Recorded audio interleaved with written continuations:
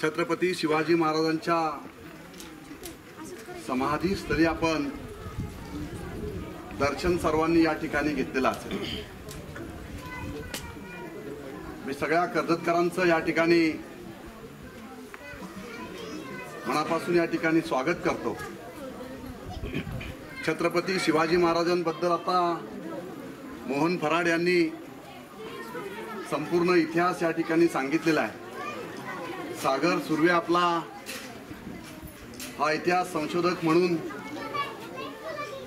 कर्जत नव्हे तर महाराष्ट्रासाठी या देशासाठी करणारा हा युवक हा सुद्धा आपण कर्जतकर म्हणून आपण पाहत आहात।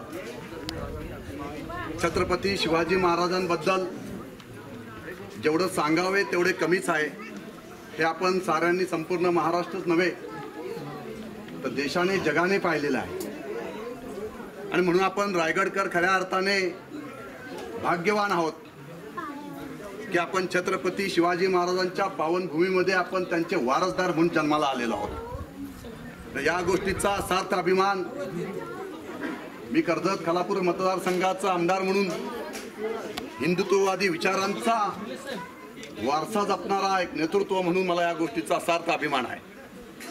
आणि म्हणून माझ्या कर्जतमध्ये मी कालही एका दीपोत्सवाच्या ठिकाणी सांगितलं की कर्जत बदलतंय, पण बदलत्या कर्जतमध्ये आम्ही आतापर्यंत साताऱ्याच्या गादीपासून ते रायगडाच्या किल्ल्यापर्यंत आपण छत्रपती शिवाजी महाराजांचे अनेक इतिहास आपण त्या ठिकाणी वाचलेले आहेत।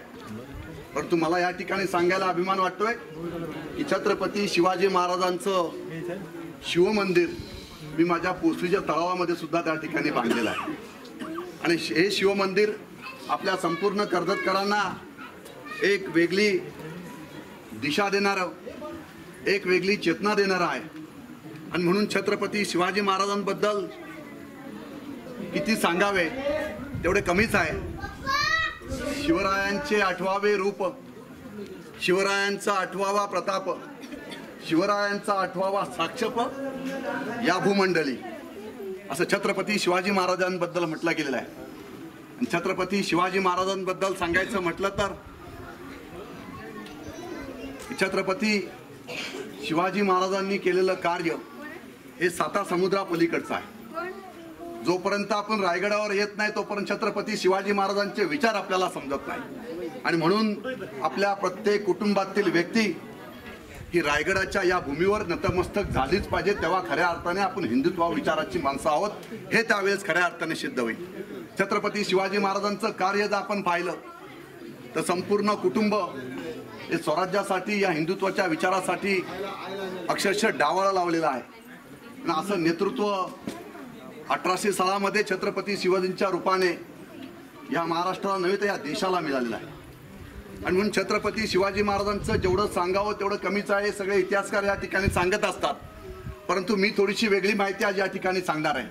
छत्रपती शिवाजी महाराजांबद्दल एक छोटीशी गोष्ट मी या ठिकाणी तुम्हाला सांगतो मित्रांनो। याच्यावरून तुम्हाला छत्रपती शिवाजी महाराज काय होते आणि त्यांचे विचार कशा पद्धतीने आपण आत्मसात केले पाहिजेत हे आपल्या साऱ्यांच्या लक्षात येईल। व्हिएतनाम म्हणून एक छोटीशी कंट्री आहे।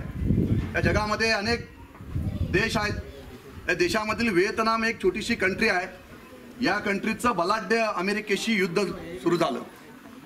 पण मित्रांनो तुम्हाला या ठिकाणी सांगतो त्यावेळेस अमेरिकेला त्या ठिकाणी असं वाटलं होतं की आम्ही व्हिएतनाम कंट्रीला 24 तासाच्या आतमध्ये उद्ध्वस्त करू शकू एवढी बलाढ्य असणारं अमेरिका। परंतु या ठिकाणी तुम्हाला सांगतो की व्हिएतनाम कंट्रीच्या राष्ट्राध्यक्षांनी छत्रपती शिवाजी महाराजांचं शिवचरित्र वाचलेलं होतं आणि त्या शिवचरित्रामध्ये गनिमी काव्याने कशा पद्धतीने युद्ध लढलं जातं, गविनी काव्याने कशा पद्धतीने रणनीती आखली जाते हे छत्रपती शिवाजी महाराजांनी मोगलांच्या काळामध्ये त्यावेळेस सुद्धा दाखवलेलं होतं। आणि हे साऱ्यांनी आपण संपूर्ण हिंदुस्थानाने त्यावेळेस पाहिलेलं होतं आणि तीच रणनीती त्यावेळेस व्हिएतनाम कंट्रीच्या राष्ट्राध्यक्षांनी फॉलो केली। आणि त्यावेळेस मित्रांनो सांगायला या ठिकाणी अभिमान वाटेल का शिवचरित्र वाचून त्या व्हिएतनाम कंट्रीच्या सैनिकांना त्यावेळेस गोरले म्हणून संबोधलं जायचं आणि त्या गोरिले सैनिकांनी त्यावेळेस जंगलामधून ते युद्ध लढलं गेलं आणि ते युद्ध अनेक वर्ष चाललं, परंतु ते युद्ध व्हिएतनामने जिंकलं गेलं. ते फक्त छत्रपती शिवाजी महाराजांच्या शिवचरित्र वाचलं गेलेलं होतं आणि शिवचरित्र आत्मसात केलेलं होतं म्हणून. आणि म्हणून असे छत्रपती आपल्या सगळ्यांना लाभले, हे आपलं सगळ्यांचं भाग्य आहे. तुम्हाला अजून एक त्या विषयात सांगतो. ज्या वेळेस ते युद्ध जिंकलं गेलं, त्या राष्ट्राध्यक्षांनी त्यावेळेस त्या राष्ट्रामध्ये छत्रपती शिवाजी महाराजांचं एक स्मारक बनवलं गेलं आणि त्या राष्ट्राध्यक्षांचं नाव खाली त्या ठिकाणी लिहिलं गेलं.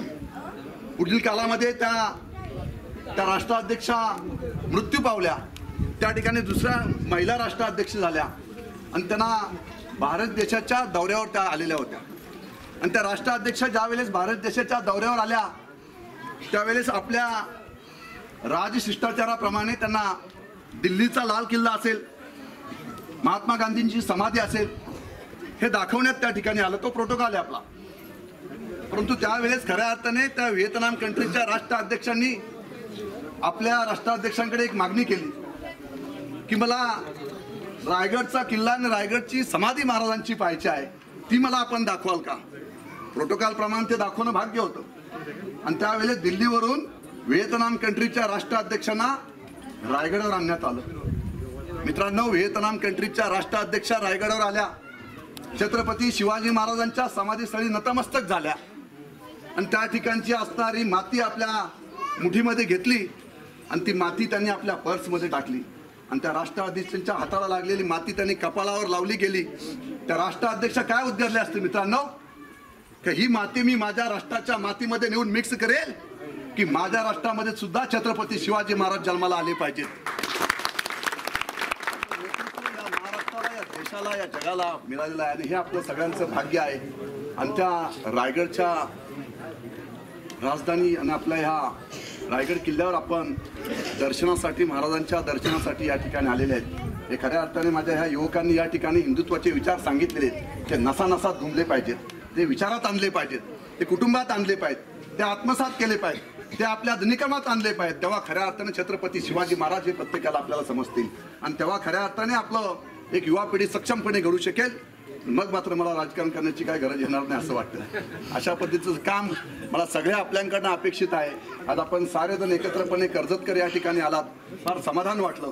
कारण जे विचार घेऊन 20 वर्ष सातत्याने हिंदुत्वाचे विचार घेऊन काम करत असताना कदाचित आपल्याला सुस्त झोप लागलेली होती आणि आज खऱ्या अर्थाने कर्जतकर खऱ्या अर्थाने हिंदुत्वाच्या विचारांनी बाहेर पडलेले पाहून मी माझे सगळे कार्यक्रम रद्द करून आज रायगडावर या ठिकाणी आपल्याला भेटण्यासाठी आलेलं. कारण कित्येक वेळा रायगडावर आम्ही त्या ठिकाणी परंतु आपल्याला भेटणं जरुरी होतं, कारण हे विचार आपल्याला खऱ्या अर्थाने आत्मसात करायचे. हे विचार आपल्याला कर्जतमध्ये, या मतदारसंघामध्ये, या संपूर्ण रायगडमध्ये घेऊन जाऊन एक युवा पिढी आपल्याला सक्षमपणे घडवायची आणि हे काम आपल्या साऱ्यांच्या माध्यमातून एकत्रपणे करायचं आहे.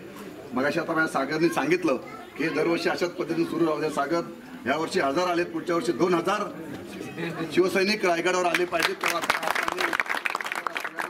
अभिमान वाटेल. जेवढे रायगडकर, कर्जतकर रायगडावर येतील तेवढे आणण्याची जबाबदारी शिवकृपेच्या आशीर्वादाने जेवढी शक्ती मला मिळेल तेवढं सगळं आपण अर्थसहाय्य त्या ठिकाणी सगळ्यांना करू आणि आपल्या सगळ्या कर्जतकरांना हे कायमस्वरूपी आपले विचार, छत्रपती शिवाजी महाराजांचे विचार हे असेच आपल्या सगळ्यांच्या बरोबर राहू द्या. पुन्हा एकदा सगळ्यांना जय महाराष्ट्र करतो, सगळ्यांना जय शिवराय बोलतो.